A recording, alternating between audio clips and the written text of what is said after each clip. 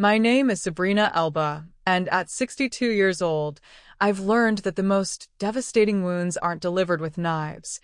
They're delivered with laughter. The mahogany-paneled office of Hartwell and Associates smelled of leather and old money, the kind of place where fortunes are divided and families are destroyed with the stroke of a pen. I sat in the uncomfortable chair across from Mr. Hartwell's massive desk, my hands folded in my lap, my pearl necklace catching the weak afternoon light filtering through heavy curtains. My son Jonathan sat beside me, 38 years old, and already counting his inheritance in his head. His wife Melissa perched on the edge of her seat like a vulture waiting for carrion, her perfectly manicured fingers drumming impatiently against her designer purse. "Before we begin," Mr. Hartwell said, adjusting his wire-rimmed glasses, "I want to express my condolences again, Mrs. Elba. Your husband was a remarkable man." "Thank you," I replied quietly, my voice steady despite the grief that still pressed against my chest like a physical weight. Thomas had been gone for 3 weeks, and the world still felt off balance without him. "Now then," Hartwell continued, opening the thick legal document. "The last will and testament of Thomas Elba, dated March 15th of this year." I watched Jonathan lean forward eagerly. For 38 years, he'd been waiting for this moment, the moment when his father's empire would become his playground. To my son, Jonathan Elba, Hartwell read, "I leave Elba Industries in its entirety, including all subsidiaries, holdings, and assets. The current valuation stands at $22 million. Jonathan's face split into a triumphant grin. Melissa actually clapped her hands together like a delighted child. I felt something cold settle in my stomach. "Congratulations, darling," Melissa cooed, already calculating her new lifestyle. "We're going to have such a wonderful life." Hartwell cleared his throat. "And to my beloved wife, Sabrina Elba, who's been my constant companion for 35 years. Here comes, I thought. The house, perhaps. Some savings. A comfortable retirement. I leave my old wooden box from the study, along with its contents." The silence in the room was deafening. Jonathan's smile faltered slightly, confusion flickering across his face. Melissa's expression shifted from delight to something approaching disgust. "That's it," Melissa said, her voice sharp. "A wooden box." Mr. Hartwell consulted the will again. "Yes, that appears to be the extent of the bequest to Mrs. Elba." Melissa turned to look at me, and I saw something ugly bloom in her eyes. "Well," she said, her voice dripping with false sweetness, "I guess you were just a useless, ugly wife after all." The words hit me like a physical blow. Jonathan said nothing, didn't defend me, didn't even look uncomfortable. He was too busy basking in his newfound wealth to care about his mother's humiliation. "The box is in the study at the estate," Hartwell said, seemingly oblivious to the cruelty that had just unfolded. "You can collect it at your convenience." I stood up slowly, my legs unsteady. "Thank you, Mr. Hartwell. I'll get it today." Melissa's laughter followed me out of the office, bright, mocking, triumphant. "Don't worry, Sabrina," she called after me. "We'll make sure you have a nice room at Sunset Manor. It's a lovely retirement home."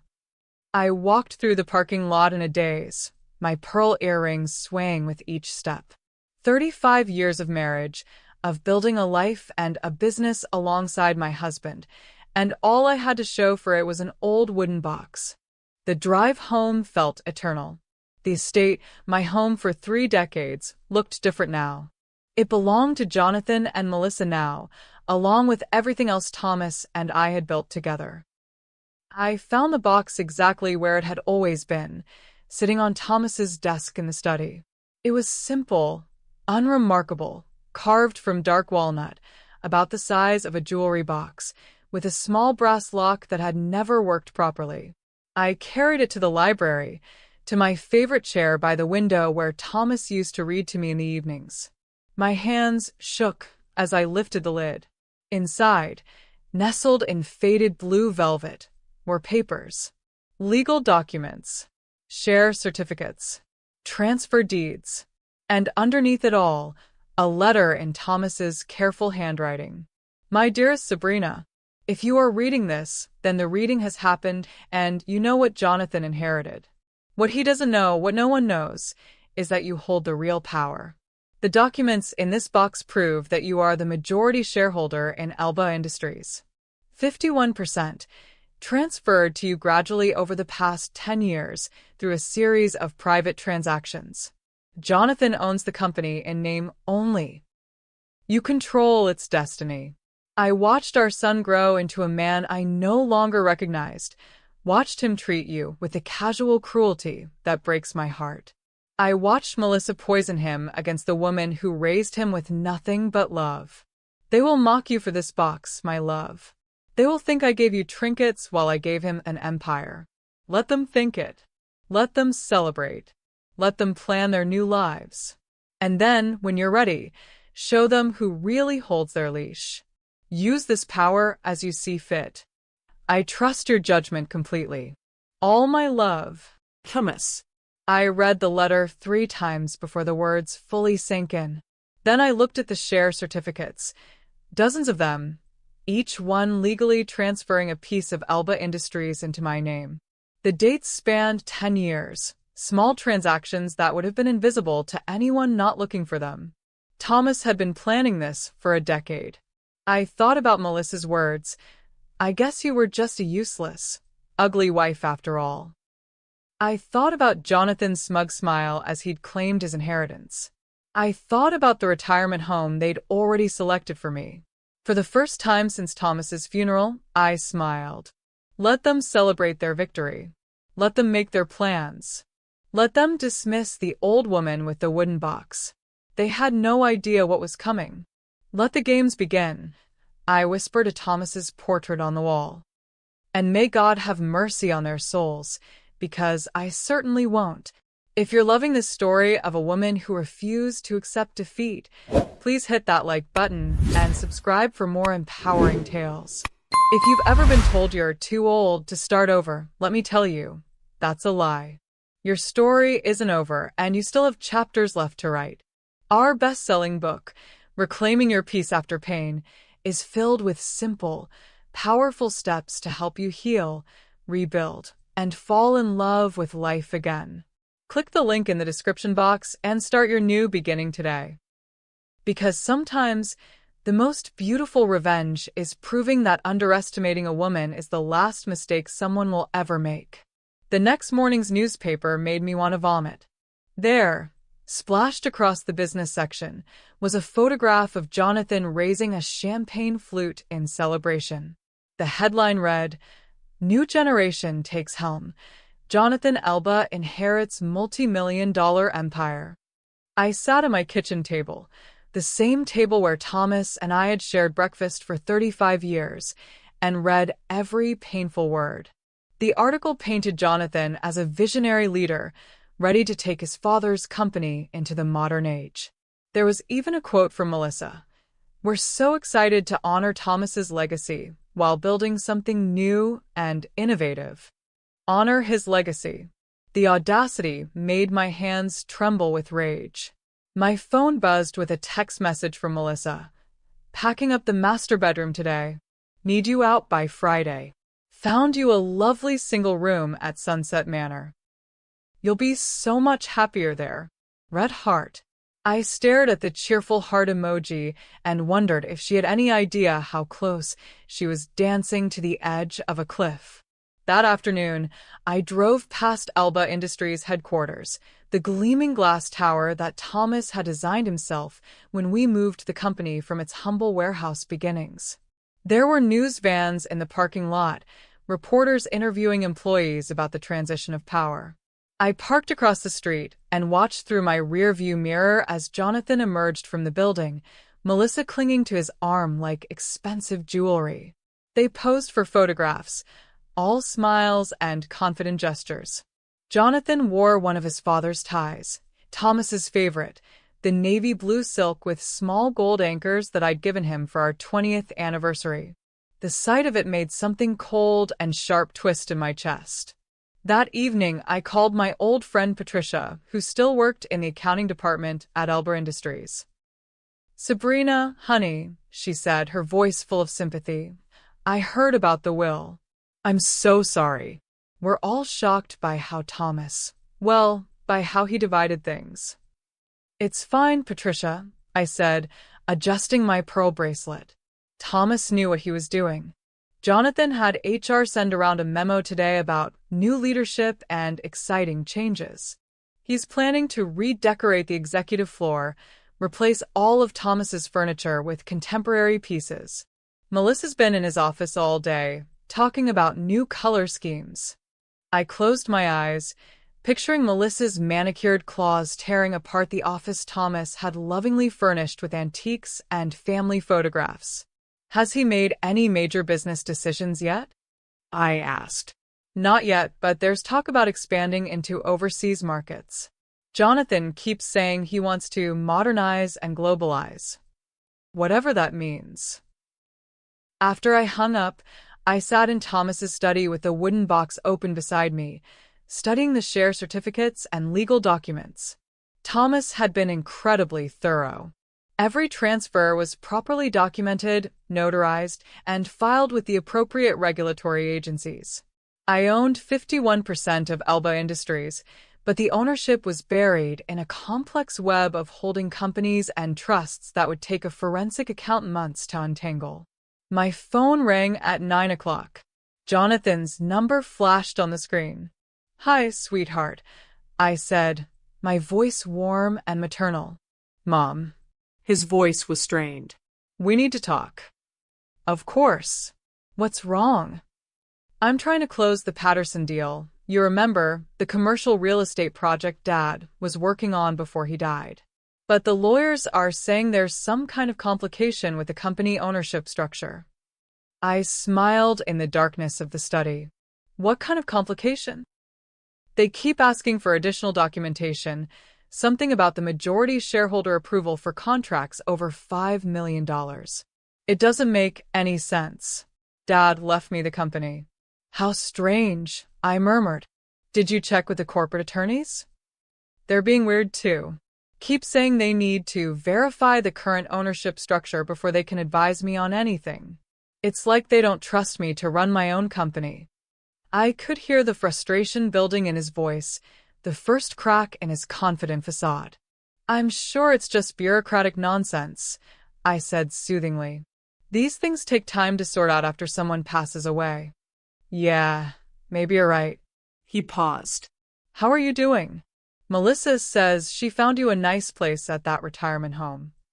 "She's very thoughtful," I said, each word carefully measured. Good. Well, I should go. Busy day tomorrow." After he hung up, I sat in the quiet study and allowed myself a moment of satisfaction. The first seeds of confusion had been planted. Soon, Jonathan would discover that inheriting a company and controlling it were two very different things. I picked up Thomas's photograph from the desk, running my fingers over the silver frame. "Phase 1 complete, my love," I whispered. "Tomorrow we move to Phase 2. The Elba Industries boardroom had always been my favorite room in the building. Thomas had designed it himself. Rich mahogany table, leather chairs that had cost more than most people's cars, and a wall of windows overlooking the city skyline. It was a room that commanded respect. I hadn't been in this room for 6 months, not since Thomas's last board meeting before his diagnosis.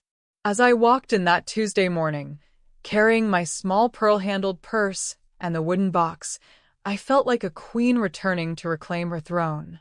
The board members looked surprised to see me. Some offered awkward condolences, others simply nodded politely. Jonathan sat at the head of the table, Thomas's chair, with Melissa beside him in a seat that had never been intended for wives. "Mom," Jonathan said, his voice carefully neutral, "I didn't expect to see you here." "The monthly board meeting," I replied simply, taking a seat at the far end of the table. I wouldn't miss it. Melissa leaned over and whispered something to Jonathan.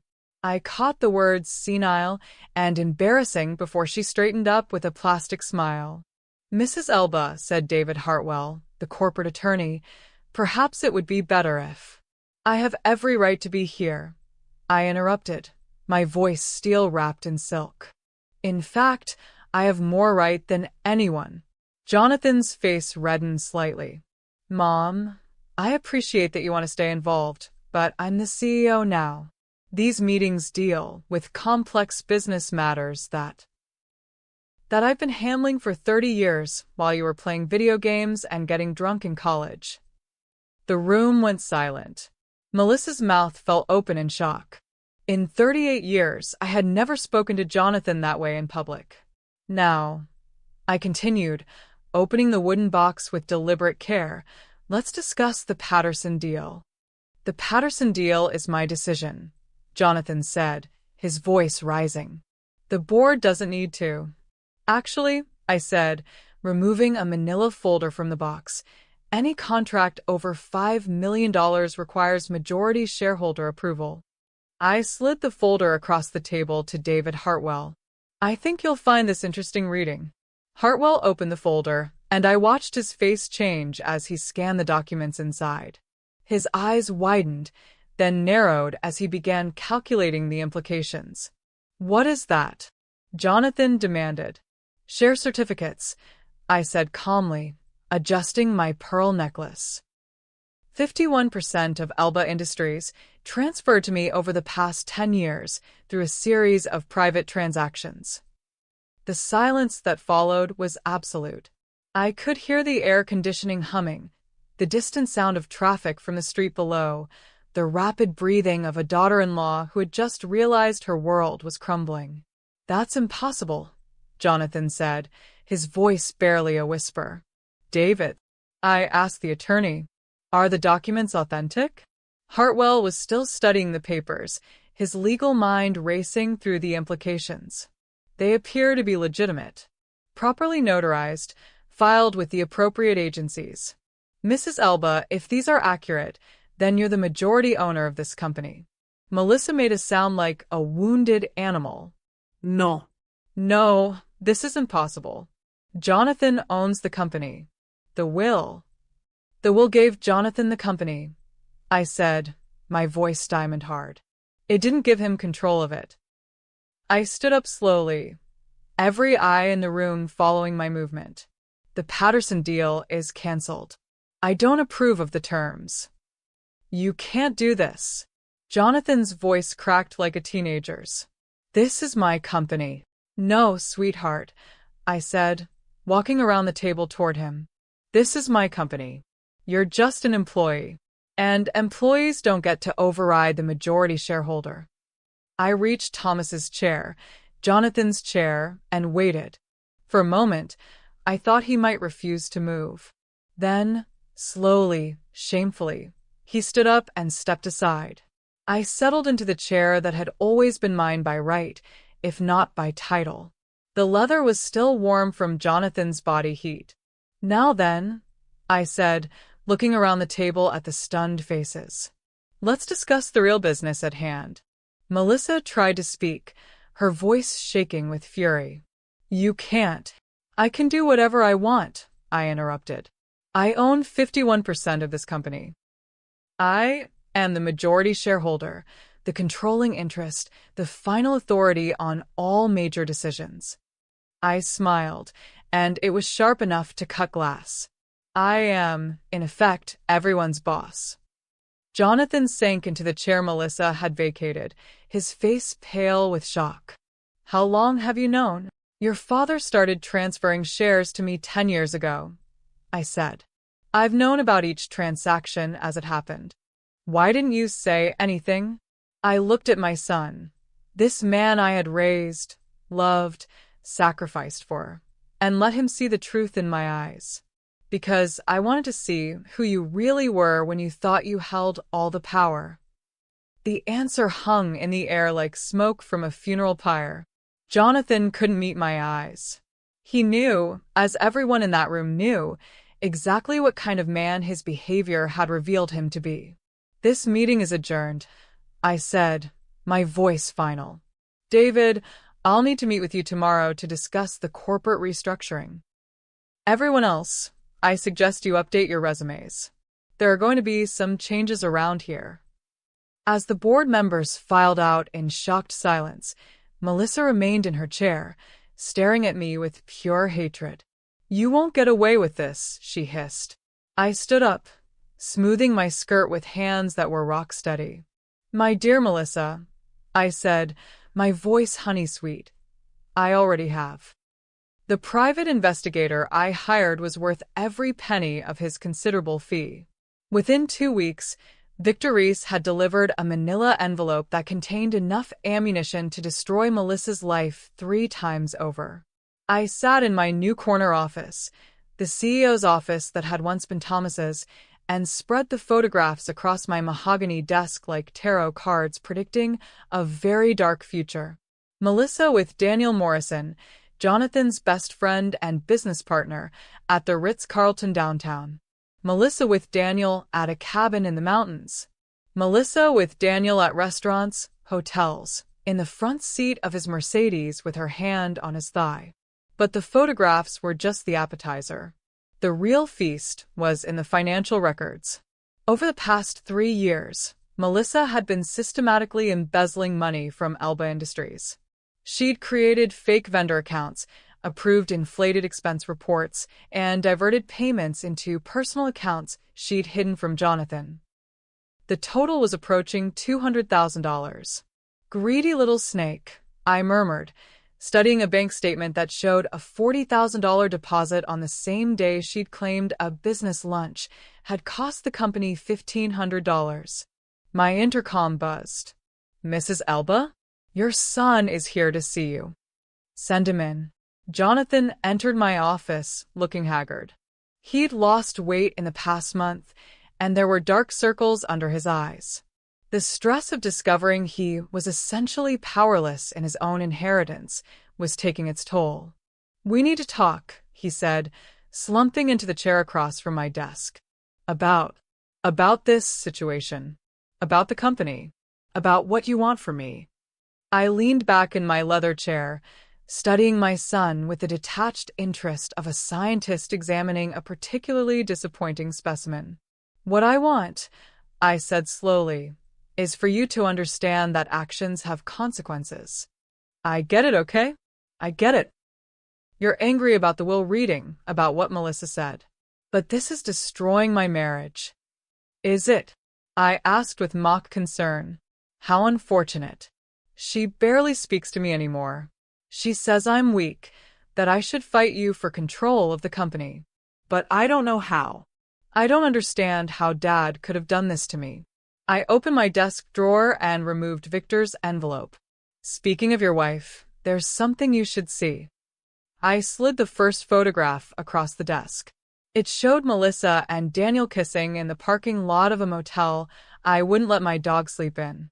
Jonathan's face went white. "What? Where did you get this?" "There are more." I laid out the rest of the photographs like I was dealing cards. "Quite a lot more, actually." Jonathan's hands shook as he picked up each image. I watched his face cycle through shock, denial, anger, and finally, broken understanding. "How long?" he whispered. 3 years, according to my investigator." 3 years. He repeated it like he was testing the words. "We've been married for 5 years. She's been cheating for more than half our marriage." "It gets worse," I said, removing the financial documents from the envelope. "She's also been stealing from a company." I showed him the bank records, the fake invoices, the trail of theft that led directly back to his beloved wife. With each new piece of evidence, Jonathan seemed to shrink further into himself. $200,000, I said when he'd reviewed everything. "That's what your wife has stolen from the company your father built." Jonathan set the papers down with trembling hands. "What do you want me to do?" "Nothing," I said, returning the documents to their envelope. I'll handle everything. What do you mean? I smiled, and this time there was no warmth in it at all. Tonight is the charity gala at the Pemberton Hotel, the annual fundraiser for the Children's Hospital. Half the city's business community will be there. So Melissa will be there too, and she's going to have a very educational evening. That night, I dressed with the care of a general preparing for battle. My black evening gown was elegant and understated. My pearl necklace and matching earrings caught the light perfectly, and my silver hair was swept into an elaborate chignon that had taken my stylist 2 hours to perfect. The Pemberton's ballroom glittered with crystal chandeliers and the jewelry of Lagos's social elite. I made my entrance alone, declining the arm of the young man who offered to escort me to my table. Melissa was already there, stunning in a red dress that probably cost more than most people's monthly salary. She was holding court at a table near the front, regaling Jonathan's business associates with stories about their recent vacation in Paris. I took my seat at the head table, the seat reserved for major donors and community leaders, and waited for the evening's program to begin. The dinner was excellent, the speeches appropriately boring, and the auction raised an impressive amount for the hospital. And then, during coffee service, I stood up and walked to the podium. "Ladies and gentlemen," I said, my voice carrying clearly through the ballroom's sound system, "if I could have your attention for just a moment." The chatter died down as 500 pairs of eyes turned toward me. I could see Melissa at her table, looking confused and slightly annoyed at the interruption. Many of you knew my late husband, Thomas Elba. He believed deeply in honesty, integrity, and the importance of community. I paused, letting my words settle. He also believed that when someone betrays your trust, there should be consequences. Melissa's face had gone pale. She was staring at me with the expression of a rabbit that had just realized it was in the presence of a wolf. "Tonight, I want to share with you some photographs that I think you'll find very interesting." The screens around the ballroom lit up with the first image, Melissa and Daniel in a passionate embrace outside the motel. Gasps and murmurs rippled through the crowd. "This is my daughter-in-law, Melissa Elba, with my son's business partner and best friend, Daniel Morrison." More photographs flashed on the screens. Melissa screamed, actually screamed, and tried to run from the room, but the exit doors had been quietly locked by security guards I'd hired for the occasion. "And now," I continued, my voice never wavering, "let's look at some financial records." The screens showed bank statements, forged invoices, and a clear trail of embezzlement stretching back 3 years. The crowd was silent now, riveted by the unfolding drama. Melissa was sobbing hysterically, Jonathan was staring at the screens in horror, and Daniel Morrison was nowhere to be seen. He'd slipped out through the kitchen at the first sign of trouble. "Ladies and gentlemen," I said, my voice cutting through Melissa's wails, "let this be a lesson to all of us. When you mock someone at their most vulnerable moment, when you call them useless and ugly, when you think you can steal and cheat and lie without consequences." I smiled, and it was beautiful and terrible. Well, sometimes that person has more power than you realized. I walked down from the podium and straight to Melissa, who was still collapsed in her chair, mascara streaming down her face.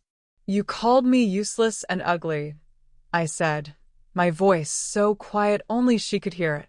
"But nothing is uglier than the desperation I see on your face right now." I turned and walked out of the ballroom, leaving behind the whispers, the stares, and the wreckage of my daughter-in-law's reputation. Justice, it turned out, tasted even sweeter than I had imagined. This story just gets better and better. If you're enjoying Sabrina's masterful revenge, make sure you hit that subscribe button and ring the notification bell. And remember, our book Reclaiming Your Peace After Pain isn't just about healing. It's about reclaiming your power and never letting anyone make you feel small again. The strategies in that book have helped thousands of people transform from victims into victors. Check the link in the description and start writing your own comeback story today. Jonathan appeared at my office door 3 days after the charity gala, looking like a man who hadn't slept since the Paleozoic era. His expensive suit was wrinkled, his usually perfect hair was disheveled, and there was a tremor in his hands that spoke of too much alcohol and too little food. "Mom," he said, hovering in the doorway like he was afraid to come closer. "Can we talk?" I looked up from the quarterly reports I was reviewing, the real reports, not the sanitized versions Melissa had been preparing to hide her theft.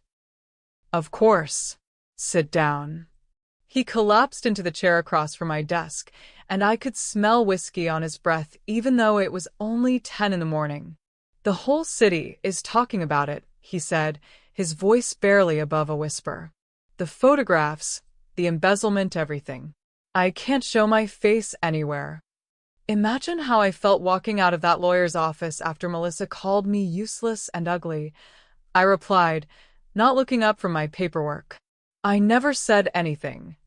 "You laughed," I interrupted, finally meeting his eyes. "You sat there and laughed while your wife humiliated the woman who raised you." Jonathan's face crumpled. I know, and I'm sorry." "I'm so sorry, Mom." "Sorry doesn't pay back the $200,000 your wife stole from this company. Sorry doesn't undo the damage she's done to our reputation. What do you want from me?" His voice cracked like a teenager's. "Tell me what you want, and I'll do it." I set down my pen and studied my son. This broken man who had inherited everything and controlled nothing.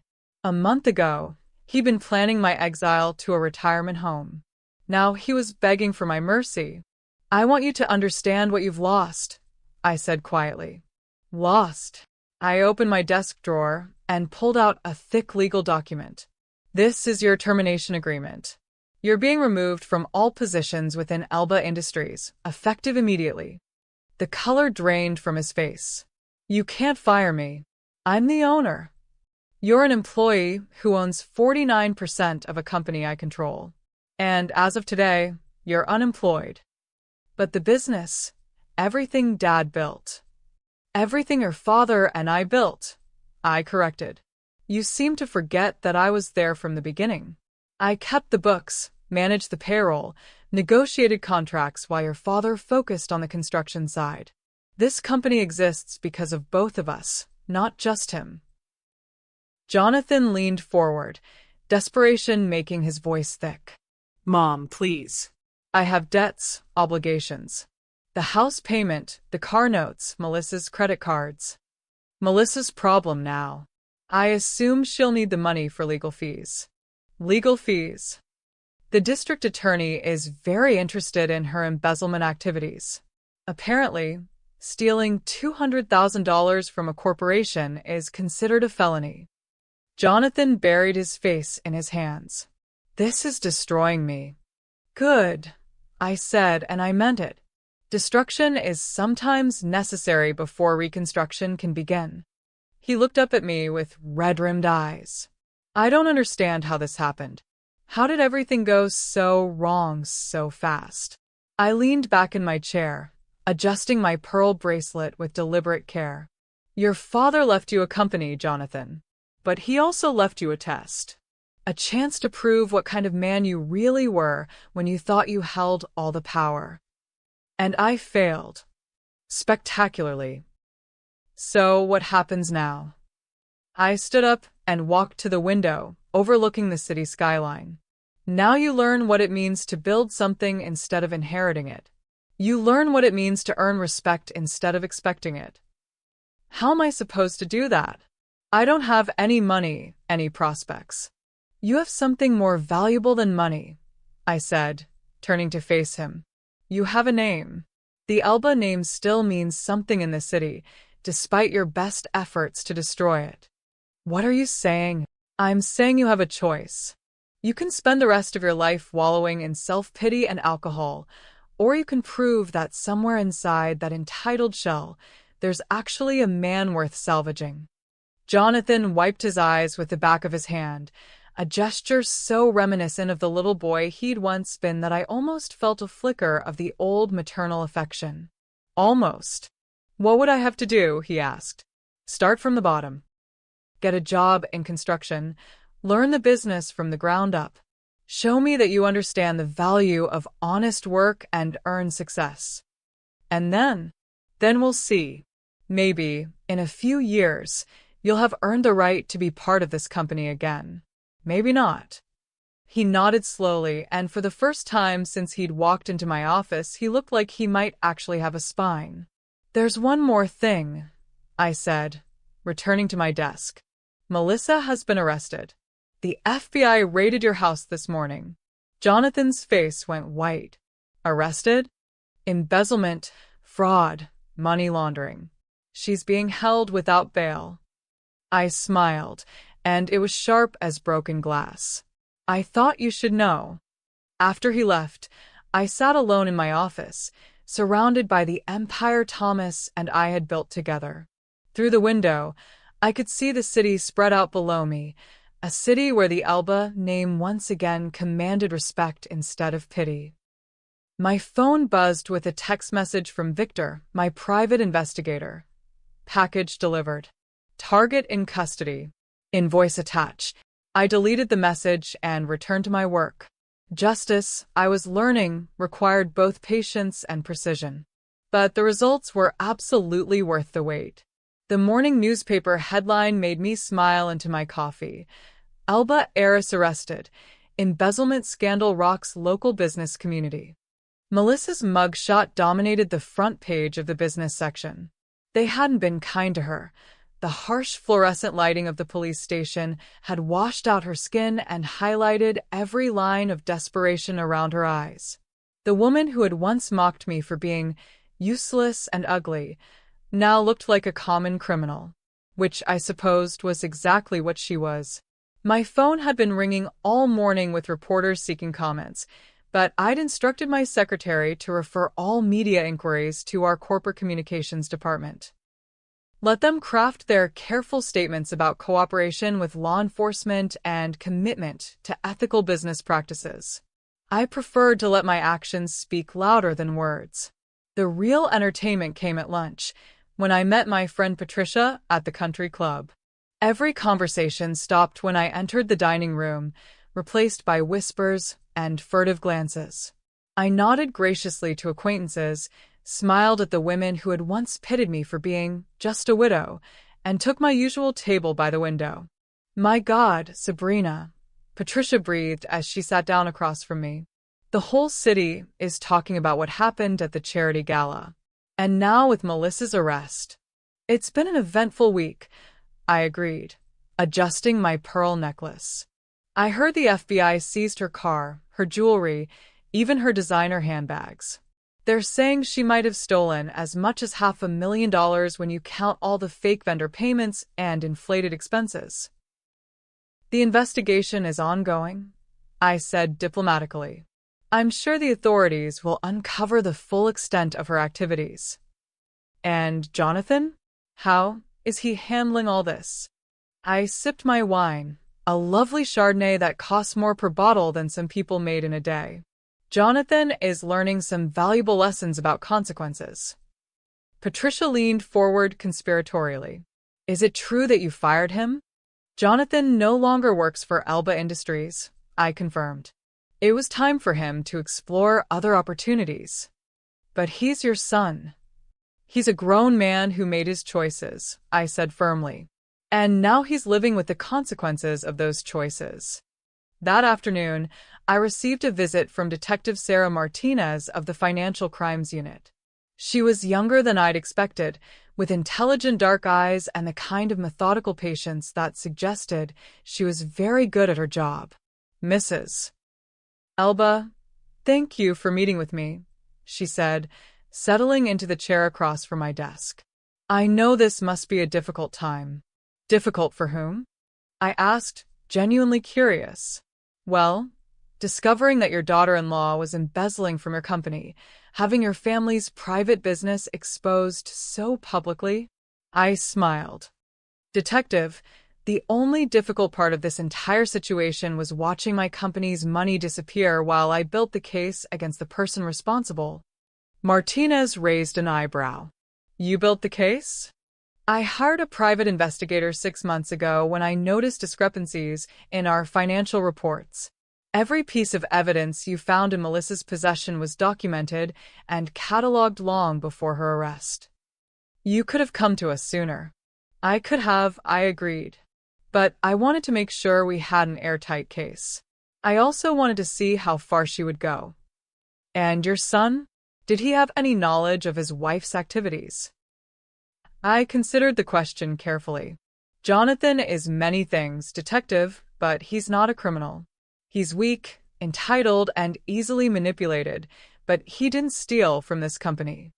The bank records show some joint accounts, which Melissa controlled entirely. Jonathan signed whatever she put in front of him without reading it. He trusted her completely. I paused. His mistake, but not his crime. After the detective left, I stood at my office window and watched the traffic move through the streets below. Somewhere in the city, Melissa was sitting in a jail cell, probably still unable to comprehend how quickly her world had collapsed. My secretary buzzed in. Mrs. Elba? Channel 7 News is here. They're asking for a statement about the embezzlement case. Send them in. The reporter was a sharp-eyed woman in her 30s, followed by a cameraman who immediately began setting up his equipment. Mrs. Elba, I'm Jennifer Walsh from Channel 7. Thank you for agreeing to speak with us. I smoothed my skirt and checked that my pearl earrings were straight. If I was going to be on television, I would look impeccable. Mrs. Elba, how did you discover that your daughter-in-law was embezzling from your company? When my husband passed away and I became more involved in the day-to-day operations, I noticed some irregularities in our financial reports. As someone who helped build this company from the ground up, I knew what our legitimate expenses should look like. And you hired a private investigator? I wanted to protect this company and its employees. When you suspect financial crimes, you don't handle it casually. What was your reaction when you learned the extent of Melissa's theft? I looked directly into the camera, my voice steady and clear. I was disappointed but not surprised. People who show you who they are through their words and actions, believe them. I wanted to protect this company and its employees. When you suspect financial crimes, you don't handle it casually. What was your reaction when you learned the extent of Melissa's theft? I looked directly into the camera, my voice steady and clear. I was disappointed but not surprised. People who show you who they are through their words and actions, believe them. Are you referring to something specific? At my husband's will reading, when I inherited what appeared to be just an old wooden box, Melissa laughed at me. She said I was a useless, ugly wife. It was clear then what kind of person she was. And now that she's been arrested? Now she's facing the consequences of her choices. Actions have consequences, and no one is above the law. The interview would air on the evening news, and I knew it would be picked up by other networks. By tomorrow, the whole state would know the story of the widow who turned the tables on the daughter-in-law who mocked her. That evening, I sat in my study with Thomas's photograph on the desk beside me and poured myself a glass of his favorite whiskey. Justice served, my love, I whispered to his image. One down, one to go. Jonathan's reckoning was still coming, but for now, I was content to savor Melissa's spectacular downfall. The wooden box sat open on my desk, its contents having already changed the course of 3 lives forever. Sometimes the most powerful weapons come in the smallest packages. The courtroom was packed the day of Melissa's sentencing hearing. I sat in the front row, wearing my best navy dress and my complete pearl set, my hands folded calmly in my lap as I watched my former daughter-in-law's final humiliation. 6 months had passed since her arrest, and the intervening time had not been kind to her. Gone was the polished socialite who had once mocked me at the will reading. The woman standing before the judge looked haggard, desperate, aged by the stress of legal battles and the reality of prison. Her lawyer, a public defender who looked like he'd rather be anywhere else, made a half-hearted plea for leniency. "Your Honor, my client is deeply remorseful for her actions. She's a first-time offender who made poor decisions during a difficult period in her marriage." I nearly laughed out loud. Difficult period in her marriage. As if her 3-year affair and systematic theft were somehow Jonathan's fault. The prosecutor, a stern woman in her 40s, wasn't buying it either. "Your Honor, the defendant stole nearly $400,000 from Alba Industries over a 3-year period. This wasn't a momentary lapse in judgment. It was a calculated, sustained campaign of theft that betrayed the trust of her family and threatened the livelihoods of dozens of employees." Judge Harrison, a silver-haired man with no tolerance for financial crimes, studied the case file before addressing Melissa directly. "Mrs. Elba, you've pleaded guilty to embezzlement, fraud, and money laundering. Before I impose sentence, do you have anything you'd like to say?" Melissa's voice, when she finally spoke, was barely above a whisper. "I know I made terrible mistakes, and I'm sorry for the pain I've caused." She turned to look at me then, her eyes red-rimmed and desperate. "Sabrina, please. I know we've had our differences, but I'm begging you." "Mrs. Elba," the judge interrupted, "please address the court, not the gallery." But I had heard enough. I stood up slowly, my pearl bracelet catching the courtroom's fluorescent lighting. "Your Honor," I said, my voice carrying clearly through the silent room, "may I address the court?" "Mrs. Elba, this is highly irregular. I am the victim of this crime, Your Honor. I believe I have the right to make a victim impact statement." Judge Harrison consulted with the clerk, then nodded. "Very well. Please approach the podium." I walked to the front of the courtroom with measured steps, feeling every eye in the room watching me. When I reached the podium, I adjusted my pearl necklace and looked directly at Melissa. "Your Honor, 6 months ago, this woman looked me in the eye and called me useless and ugly. She laughed at what she thought was my humiliation, never realizing that she was sealing her own fate." Melissa's face crumpled, but I continued without mercy. "For 3 years, she stole from the company my husband and I built together. She betrayed my son's trust, violated her marriage vows, and showed nothing but contempt for the family that welcomed her." I paused, letting my words sink in.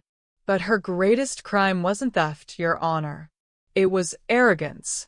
The arrogance to believe that she could mock, steal, and betray without consequences. The arrogance to think that being young and pretty made her untouchable." I looked at Melissa again, and she was sobbing openly now. "I don't want this court's mercy for her, Your Honor. I want justice. Complete, uncompromising justice." When I returned to my seat, the courtroom was absolutely silent. Judge Harrison reviewed his notes for a long moment before speaking. "Mrs. Melissa Elba, I sentence you to 7 years in state prison, to be followed by 5 years of supervised probation.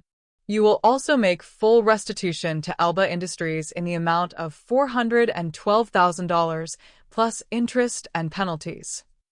The gavel fell with finality. Melissa collapsed into her chair, wailing like a wounded animal. The bailiffs moved to escort her out, and as they passed my row, she looked at me with pure hatred. "This isn't over," she hissed. "When you get out," I said calmly, "you'll be a 41-year-old ex-convict with no money, no prospects, and no one who cares what happens to you. I, on the other hand, will still be living in luxury, running my company, and enjoying every day of my life." She tried to lunge at me then, but the bailiffs restrained her and dragged her from the courtroom, still screaming threats and curses. I remained seated until the courtroom cleared, then gathered my purse and walked out into the bright afternoon sunshine. On the courthouse steps, reporters were waiting with their cameras and microphones. "Mrs. Elba, How do you feel about the sentence? Justice has been served, I said simply. My company, my employees, and my family can finally move forward. Do you have any message for other business owners who might be dealing with internal theft? Trust, but verify, I said, adjusting my pearl earrings. And never let anyone convince you that you're too old, too weak, or too useless to fight for what's yours. That night, I celebrated with a glass of champagne on my terrace, watching the sun set over the city skyline. Thomas's photograph sat on the table beside me, and I raised my glass in a silent toast to his memory. Two down, my love, I whispered. Now for our son. Jonathan hit rock bottom on a Tuesday morning in March, when I found him sleeping in his car in the Alba Industries parking lot. I discovered him during my morning walk around the building's perimeter, a routine I'd adopted after taking full control of the company. He was slumped in the front seat of his 15-year-old Honda, unshaven, and wearing the same clothes he'd had on 3 days earlier. I tapped on the window with my pearl-handled walking stick. He jerked awake, confused and disoriented, and it took him several seconds to recognize me. Mom, his voice was hoarse, barely audible through the glass. Get out of the car, Jonathan. He struggled with the door handle, his movements clumsy and uncertain. When he finally stood up, I could smell the alcohol on him from 3 feet away. What are you doing here? I asked. He rubbed his face with both hands, trying to pull himself together. I didn't have anywhere else to go. What do you mean? The apartment. They evicted me yesterday.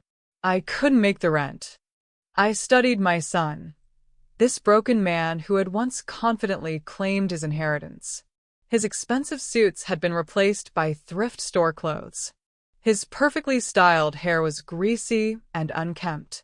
The confident swagger was gone, replaced by the hunched shoulders of defeat. Where have you been living? The car mostly. Sometimes I can scrape together enough for a motel room. But he shrugged helplessly. What about work? I thought you found a construction job. I did. For 3 weeks. Then they found out who I was about the scandal and they let me go. Said they couldn't have someone with my reputation issues representing their company. I felt a flicker of something that might have been sympathy, but I pushed it down. Jonathan had made his choices, and now he was living with the consequences. Have you been drinking? He nodded miserably. It helps me sleep. It's 9 a.m, Jonathan. I know what time it is. I consider my options. I could walk away, let him continue his spiral into complete self-destruction. Part of me, the part that still hurt from his betrayal at the will reading, wanted to do exactly that. But Thomas wouldn't have wanted that. Despite everything, Jonathan was still our son. Get in the building, I said. There's a shower in the executive washroom. Clean yourself up. Mom, I don't need. You smell like a garbage can, your clothes are filthy, and you look like you haven't eaten in days. Get in the building. He followed me through the lobby, past the receptionist who tried not to stare, and into the elevator. I used my key card to access the executive floor and led him to the washroom Thomas had installed years earlier. There are clean towels in the cabinet, I said. I'll have my secretary bring you some clothes from the lost and found. While he showered, I sat in my office and made phone calls. By the time Jonathan emerged, clean but still hollow-eyed, I had assembled a care package, a sandwich from the deli downstairs, a bottle of water, and a small envelope. Sit down, I said, gesturing to the chair across from my desk. He sat and immediately began devouring the sandwich like he hadn't eaten in days, which I realized he probably hadn't. Jonathan, I said when he'd finished eating, look at me. He raised his eyes reluctantly, and I saw shame there, mixed with resignation and something that might have been hope. This has to stop, I said quietly. I know. Do you? Because from where I'm sitting, it looks like you're determined to drink yourself to death in a parking lot. What do you want me to say, Mom? That I'm sorry? I've said it 100 times. That I was wrong. I know I was wrong. That I deserve everything that's happened to me? I probably do. What I want, I said, sliding the envelope across the desk, is for you to decide whether you're going to be a man or a victim. He opened the envelope and found a cashier's check for $5,000. Mom, I can't. It's not a gift, I interrupted. It's a loan. You'll pay back every penny with interest. Why are you doing this? I thought about that question, really considered it. Why was I helping the son who had laughed at my humiliation, who had planned to exile me to a retirement home, who had stood by while his wife stole from our company? Because, I said finally, your father loved you. And despite everything you've done, I love you too. Tears started flowing down his cheeks. I don't deserve. No, you don't. But love isn't about what we deserve. It's about what we choose to give. I leaned forward, my voice becoming steel-hard. But this is your last chance, Jonathan. The absolute last one. If you waste this money on alcohol, if you end up back in that parking lot, if you make me regret showing you mercy, then you're dead to me. Do you understand? He nodded, still crying. There's a construction company in Austin that needs project managers. The owner owes me a favor. You'll start at the bottom, earning a fraction of what you used to make, but it's honest work. Austin. Fresh start. New city where your reputation won't follow you. But you'll be alone, Jonathan. No family money to fall back on, no connections to smooth your way. Just you and your choices. He wiped his eyes with the back of his hand. What if I fail? Then you fail. But you'll fail as a man who tried, not as a drunk sleeping in parking lots. 3 days later, I drove him to the airport. He carried a single suitcase and the cashier's check, along with the phone number of his new employer. Mom, he said at the departure gate, I want you to know. Don't, I interrupted. Don't make promises or speeches. Just be better than you were. He nodded and walked toward his gate without looking back. 6 months later, I received a letter from Austin. Jonathan was working as a junior project manager, living in a modest apartment, attending AA meetings twice a week. He'd enclosed a money order for $500, his first payment toward the loan. I put the money order in my desk drawer and returned to my work. Redemption, I was learning, was a process, not an event. But at least it was a beginning. 2 years had passed since Melissa's sentencing when she was released on parole for good behavior.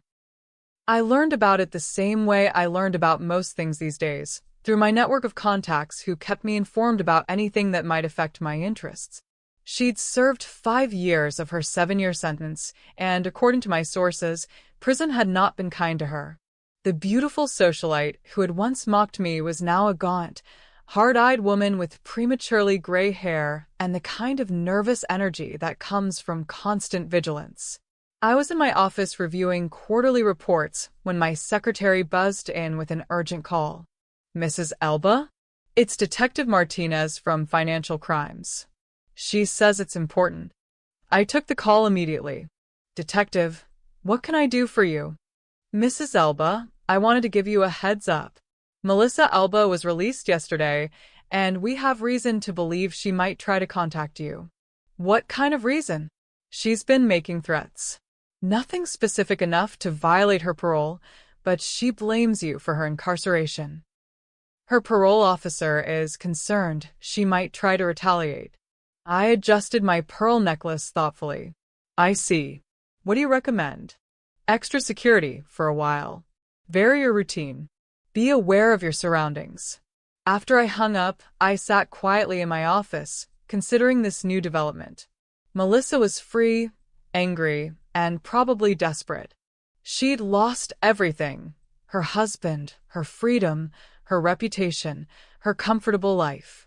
Prison had likely only intensified her hatred for me. I wasn't afraid of her. I was curious about what she might try.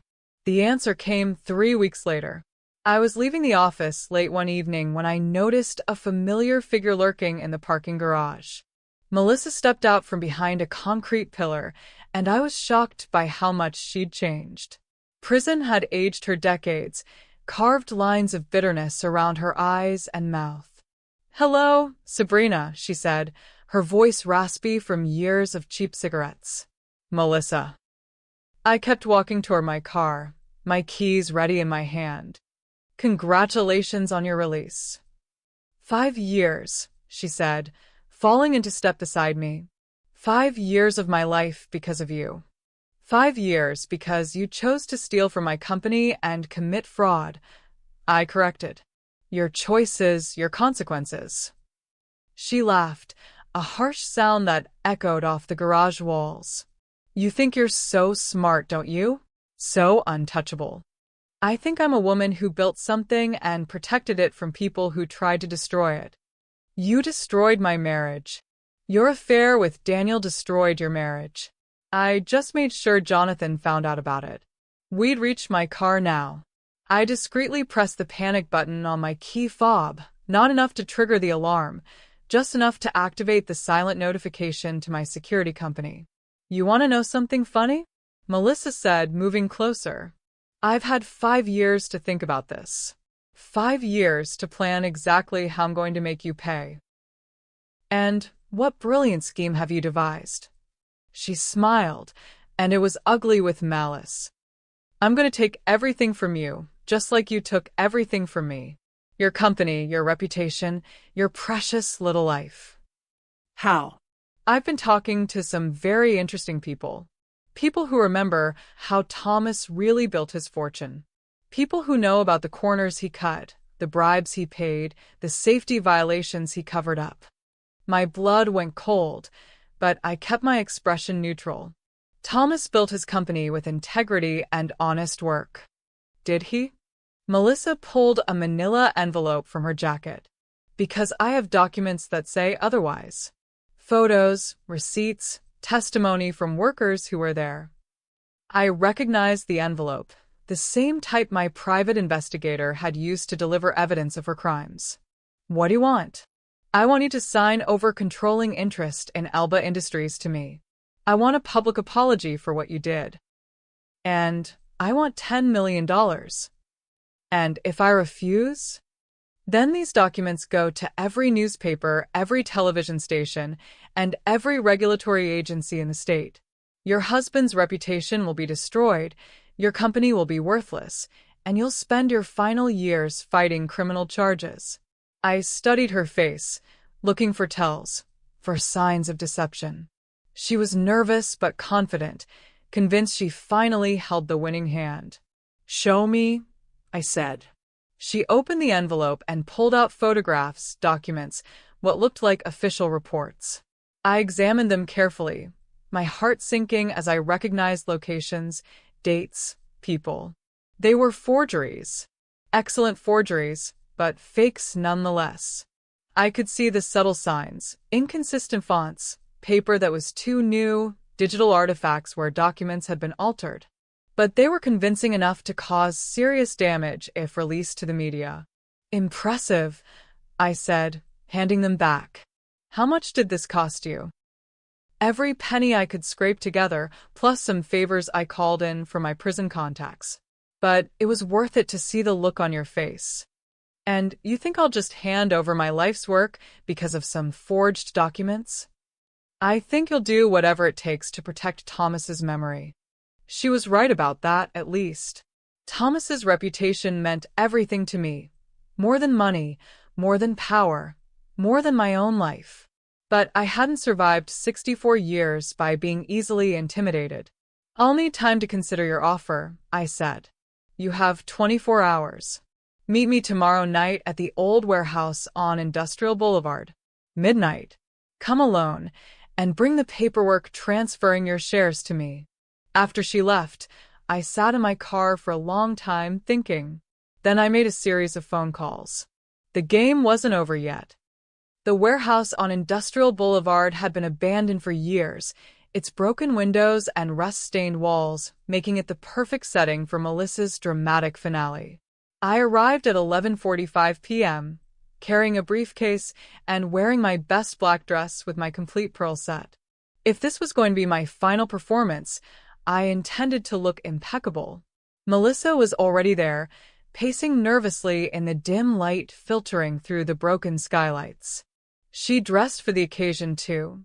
Black jeans, dark jacket, like she was planning a heist instead of a business meeting. "You came," she said, relief evident in her voice. "Did you think I wouldn't? I thought you might try to call the police and have them see those documents you've so carefully prepared? I don't think so." She smiled triumphantly. "So, you'll sign the papers?" I brought them. I set the briefcase on a dusty crate between us. "Transfer documents, resignation letters, everything you asked for." "And the apology?" "Written and notarized." "The money?" "Cashier's check for $10 million. Melissa's eyes gleamed with greed and satisfaction. "Open the case."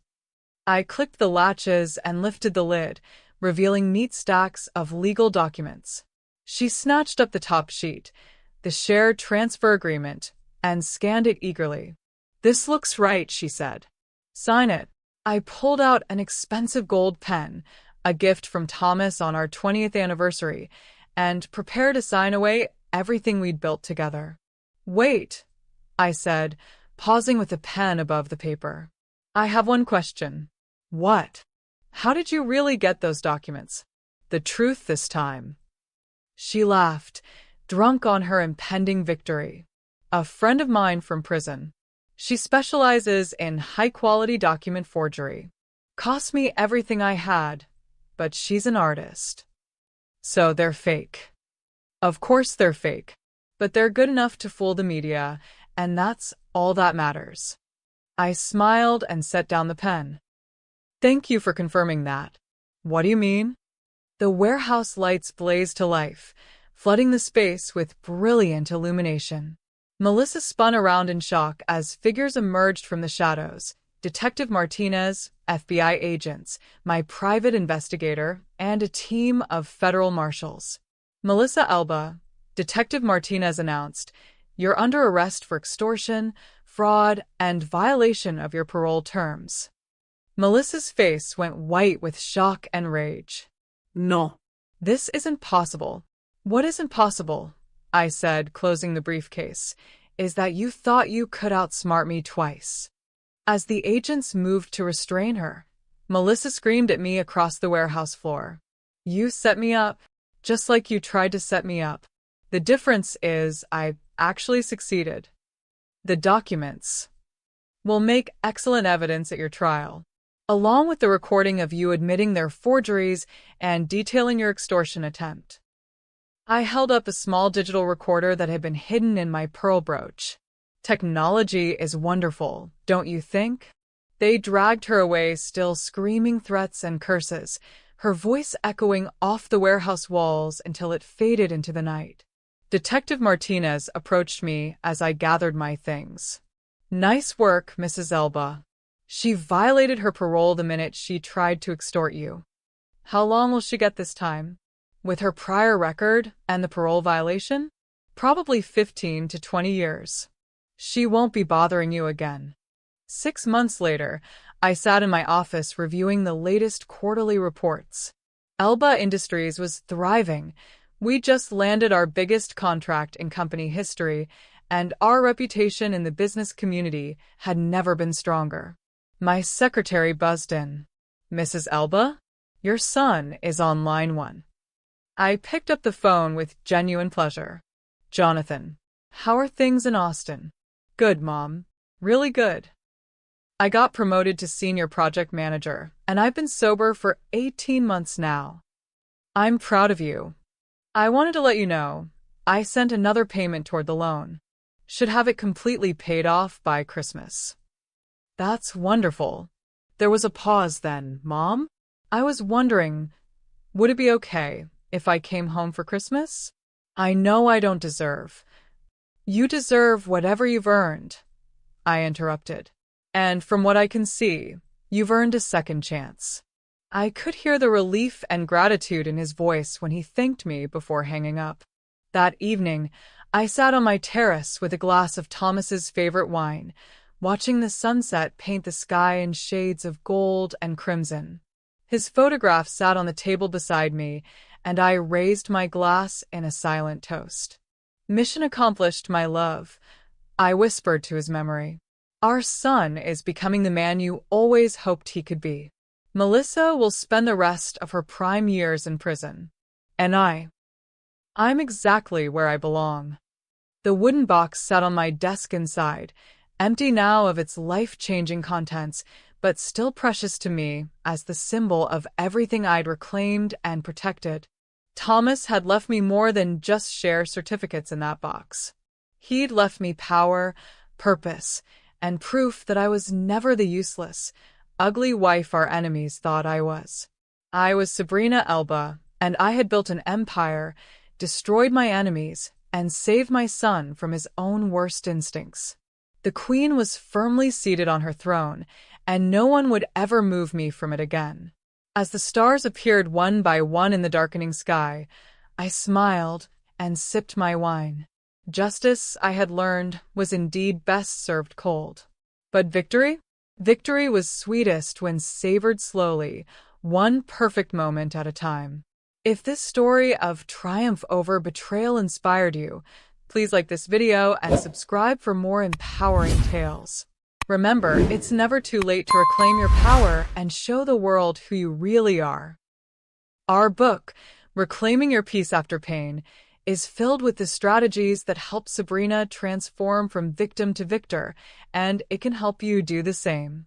Sometimes the greatest revenge is simply refusing to stay down when life knocks you over.